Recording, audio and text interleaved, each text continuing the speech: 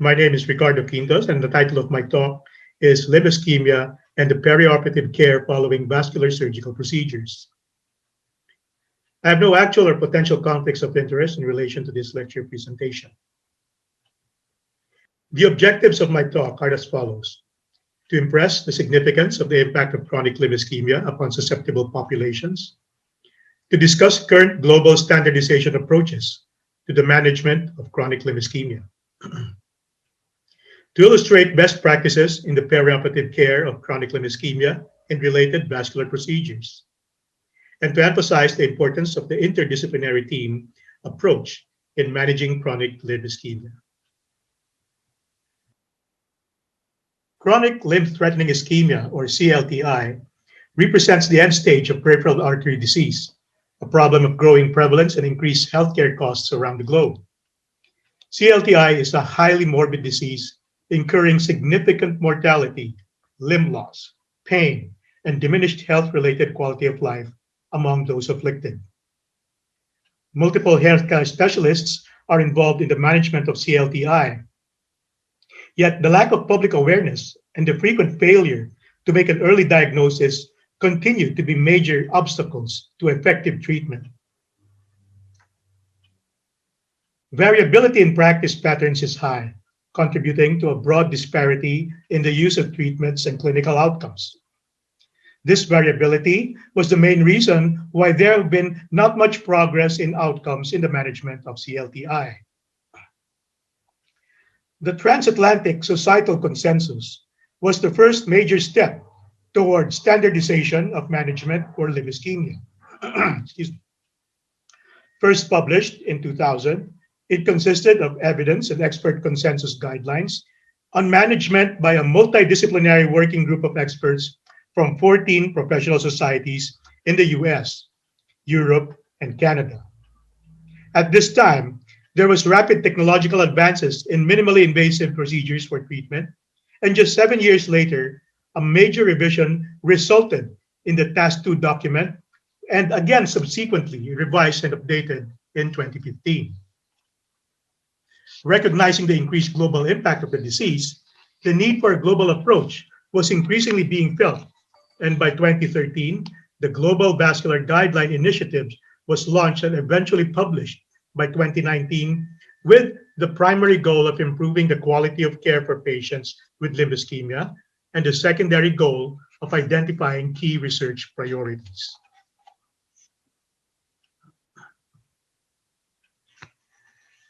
It was determined that the first step in eliminating variability is to achieve consensus and standardization of core concepts of the disease, such as the nomenclature, staging, management approach, endpoints, and the adoption of interdisciplinary rather than the multidisciplinary approach.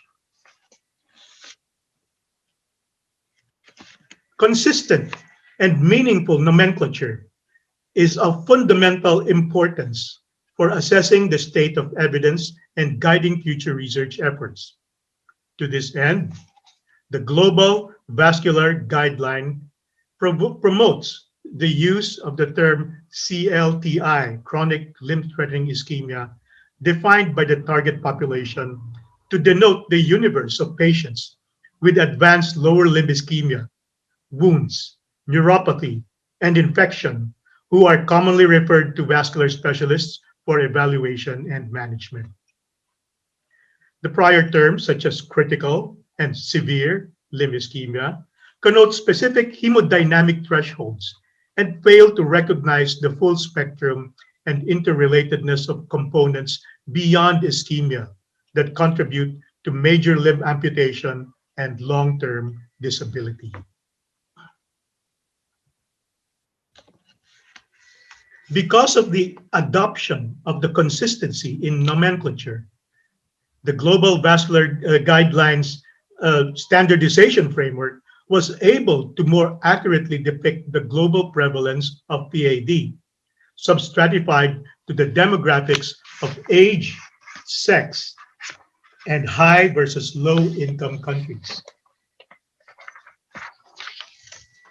It is still believed that the data is still a gross underestimation of the true prevalence, but this may be the first significant step towards getting a truer picture. In this graph, men have been reported to have a higher prevalence of peripheral artery disease in high-income countries, whereas women seem to have a higher prevalence of PADs in low and middle-income countries. As life expectancy increases, the burden of PAD seems likely to rise in low-middle-income countries. However, in certain geographic regions, notably in the Western Pacific and Southern Asia, most PAD cases are reported in people younger than 55 years. Modifiable risk factors for PAD, peripheral artery disease, have been comprehensively studied in high-income countries and include smoking, diabetes mellitus, hypertension, hypercholesterolemia, and air pollution. A global study suggested that although these risk factors may be equally applicable to low-middle-income countries, for most, the strength of the association was greater in higher-income countries. This may be because higher-income countries' studies often include a larger number of older patients and because the exposure time tends to be shorter in lower middle-income countries. Anatomic patterns of disease show that the CLTI is usually the result of multi-level arterial occlusive disease. Involvement of parallel vascular beds, such as the superficial femoral artery and the profunda femoris artery, is also common. Below-knee arteries typically become increasingly involved as the overall severity of the disease worsens. However, femoropopliteal and infrapopliteal disease does not always progress in parallel. The general requirement is that there needs to be two levels at least of arterial occlusive disease to cause CLTI. However, an increasingly observed exception is diffuse disease involving the infrapopliteal and pedal arteries in patients with diabetes or with chronic kidney disease. In patients with CLTI and infrapopliteal disease, the posterior tibial artery tends to be the most diseased, often with relative sparing of the peroneal artery. In patients with diabetes, there may also be sparing of the dorsalis pedis artery. A number of specific factors appear to drive the distribution of lower limb peripheral artery disease. Thus, women may be more prone to development of femoropopliteal disease, whereas elderly male patients and those with diabetes are more likely to develop infrapopliteal disease. There is also some evidence that Black people and Asians are more likely to develop distal disease. Clinical presentation of peripheral artery disease ranges from the asymptomatic to intermittent claudication, ischemic rest pain, and gangrene. In intermittent claudication, pain is felt in large muscle groups distal to an arterial lesion after exercise, and pain is reproducible at a constant walking distance and is promptly relieved by rest. In ischemic rest pain, there is severe compromise of arterial flow. Intense pain is felt in muscle groups distal to the lesion, even at rest. The pain is exacerbated by limb elevation and is relieved by dependency. This condition is now limb threatening. When tissue necrosis occurs, when blood flow is inadequate to maintain tissue viability, gangrene steps in, and tissue loss may be seen as non-healing ulcers. Again, with more severity, this condition is even more limb threatening. The natural history of peripheral artery disease shows a progressive course, with about 5% of patients first presenting as claudication, subsequently requiring intervention, and around 2% resulting in amputation. Systemically, 30% of these patients with claudication will eventually succumb to cardiovascular events, while 5 to 10% will experience non-fatal cardiovascular events. This places PAD squarely within risk factors of cardiac and cerebrovascular events. Systematic reviews demonstrate that the risk for the limb is underestimated in PAD patients, while they may have a moderate risk of cardiovascular-related morbidity. This observation is valid for intermittent claudication subjects and for asymptomatic peripheral artery disease patients. Unfortunately, there is limited information on risk available for CLTI. It is hoped that with the Global Vascular Guidelines Standardization Framework, more meaningful data henceforth will be available for determining the real nature and the real natural history of the disease. The diagnostic evaluation, staging, and imaging of patients with suspected CLTI leading to evidence-based revascularization is an integral part of successful treatment. History and physical examination leading to confirmatory and/or baseline non-invasive vascular testing remains the foundations upon which further strategies and management are based.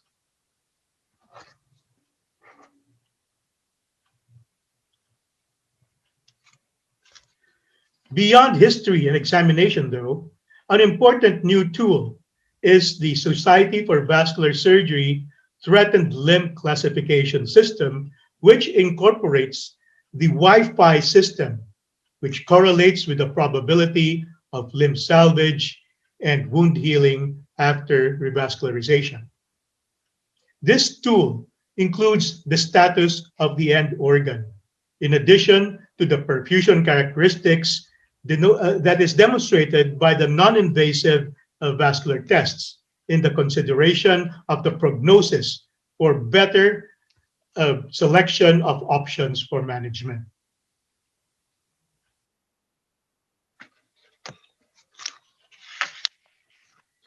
It is therefore recommended that all patients undergo limb staging by this classification that integrates multiple key elements: wound, ischemia, infection, and correlate this with the risk of amputation and the likelihood of wound healing.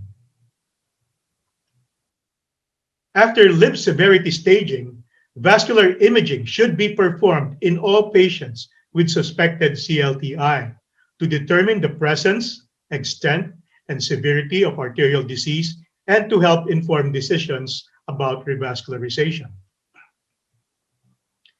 Previously, the commonly used anatomic classification schemes for PAD are lesion or segment focused. Rather than integrating the complex patterns of disease found in most patients with CLTI. This new staging system, or the GLASS staging system, standing for Global Limb Anatomic Staging System, incorporates two novel and important concepts: the target arterial path and the estimated limb-based patency. Based on appropriate angiographic imaging, the target arterial path is defined as the optimal arterial pathway to restore inline pulsatile flow to the ankle and to the foot. Since existing schemes for aortoiliac disease appear adequate, the focus of GLASS is on infrainguinal disease. Use of the GLASS system involves the following steps. Number one, obtain high-quality angiographic imaging to include the ankle and the foot. Second, identify the target arterial path. Third, determine the femoropopliteal GLASS grade. Fourth, determine the infrapopliteal GLASS grade. 5, decide whether there is severe calcification likely to compromise endovascular outcomes within the femoropopliteal and the infrapopliteal segments of the target arterial pathway. 6, combine femoropopliteal and infrapopliteal grades to determine the overall GLASS stage. And 7, use a pedal modifier to describe the status of the inframalleolar arteries. Here you will see representative examples of glass stage 1 to stage 3 disease illustrated in the angiograms depicted. This table provides a descriptive summary of the 3 glass stages, where it says that for stage 1, technical failure is less than 10%, but 1 year limb-based patency is more than 70%. Stage 2 will have a technical failure of less than 20% with a 1 year limb-based patency of 50 to 70%. And stage 3 has technical failure more than 20% and a 1 year limb-based patency of less than 50%. If there are indications for intervention and revascularization, the next step is the application of the plan concept and the performance of evidence-based revascularization. Plan is a 3-step integrated approach based on patient risk estimation, limb staging, and anatomic pattern of disease. Patient risk is included in the planning. The first step involves assessing the patient for candidacy for limb salvage, peri-procedural risk, and life expectancy. We know that CLTI is associated with advanced age, multiple comorbidities, and frailty.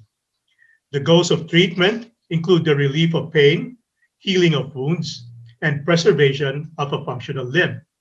However, revascularization may incur significant morbidity and mortality requiring multiple hospitalizations, prolonged outpatient care, and thus considerable health and social care costs.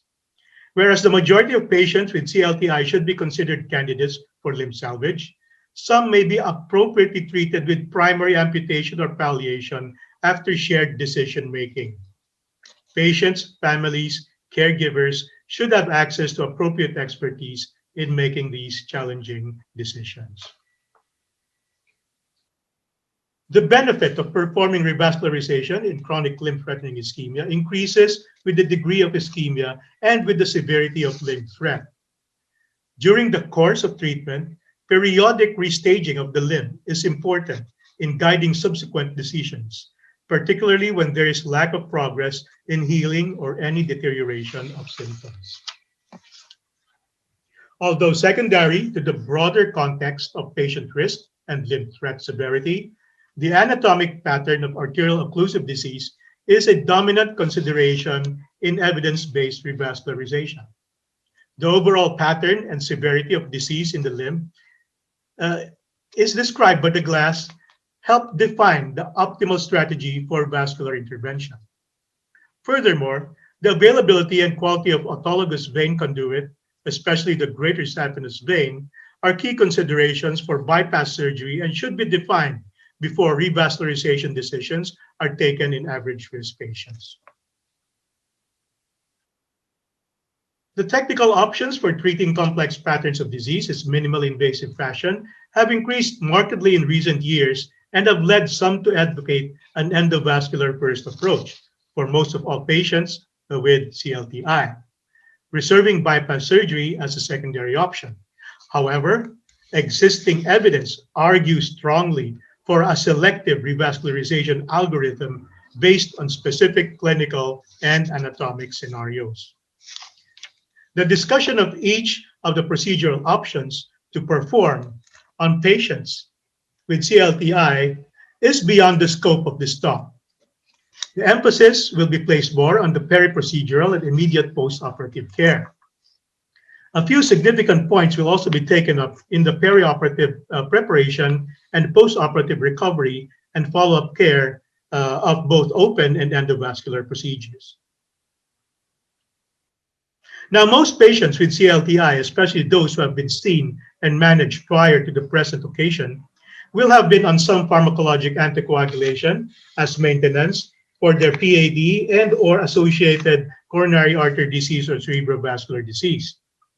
Preparation for surgery for their CLTI includes maximizing preoperative anticoagulation for the treatment of the disease and for venous thromboprophylaxis.